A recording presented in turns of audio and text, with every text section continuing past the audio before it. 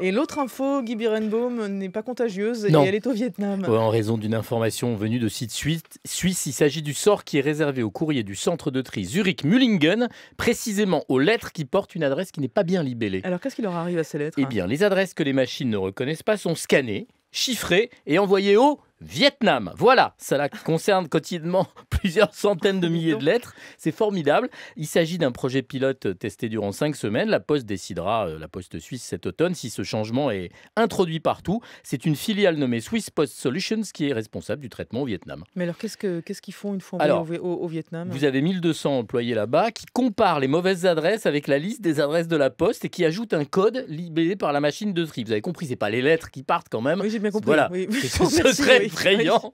Alors, ce codage, donc, qui est réalisé au Vietnam, soulagerait le postier suisse du travail de tri pour améliorer la rapidité de traitement des adresses mal écrites en Suisse. Tout ça passe par le Vietnam, un gain de temps et d'argent, mais aussi évidemment la perte de 100 emplois dont la Poste assure qu'il s'agira de départ naturel et pas de licenciement. Autant vous dire que cette affirmation laisse le porte-parole de Syndicom, syndicat ouvrier suisse, le Besancenot local, dubitatif.